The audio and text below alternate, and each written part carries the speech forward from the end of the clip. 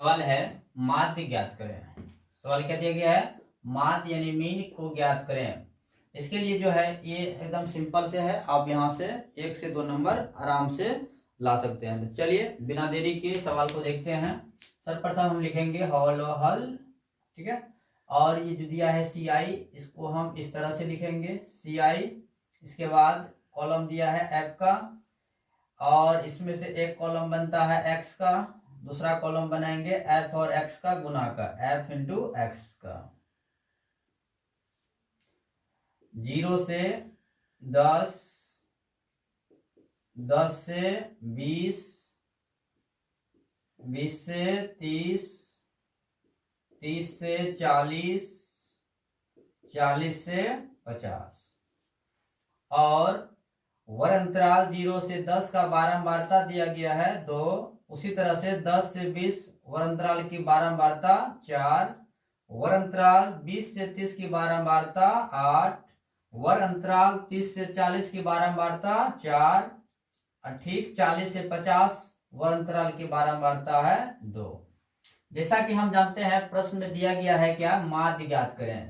तो माध्य बराबर फॉर्मूला होता क्या है, अगर हम इसकी बात करें तो ये होता है आपका सिग्मा fx बटे सिग्मा f, जहां पर सिग्मा का अर्थ होता है कुल योग, और f के साथ अगर सिग्मा लगा हुआ है तो उसका मतलब होता है f का कुल योग।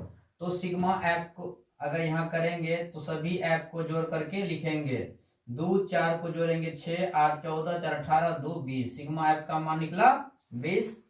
अब जो है एक नया कॉलम आ रहा है x। x को हम क्या बोलते हैं? वर्ग चिन्ह। x को क्या बोलते हैं? वर्ग चिन्ह।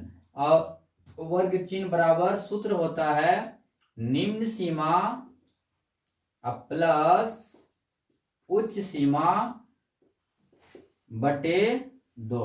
यानी कि वर्ग चिन्ह जो होते हैं वो निम्न सीमा और उच्च सीमा का औसत होता है।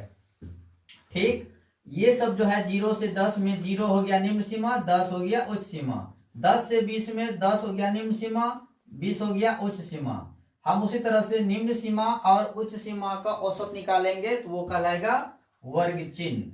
तो x निकालने के लिए यहाँ पर क्या करेंगे, सर्वप्रथम 0 और 10 को जोड़ेंगे, 10 होगा, उसमें 2 से भाग करेंगे तो वो 5 होगा।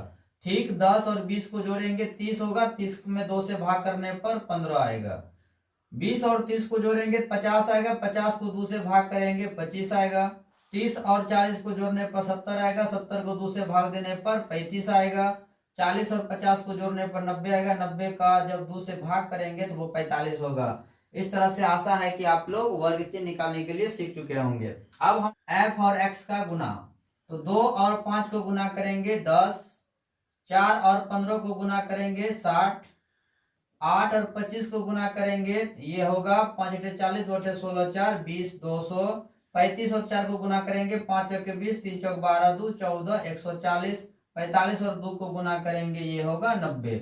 जैसा कि सूत्र में हम लोग देख पा रहे हैं fx बराबर क्या लिखेंगे, सबको जोड़ करके जो आएगा वहां लिख देंगे। तो जोड़ते हैं 0 6 1 7 7 4 11 11 9 20। 20 करी 0, हाथ में रहा 2, 2 1 3 2 5। यानी कि यहाँ पर देख रहे हैं कि सिग्मा fx का मान जो है वो 500 आया और सिग्मा f का मान 20 आया। अब हम फॉर्मूला पे बैठाएंगे, लिखेंगे, इसीलिए माध्य बराबर, ध्यान रखेंगे माध्य को हम संकेत में x डैश भी लिखते हैं। यहाँ लिखेंगे सूत्र सिग्मा fx बटे सिग्मा f।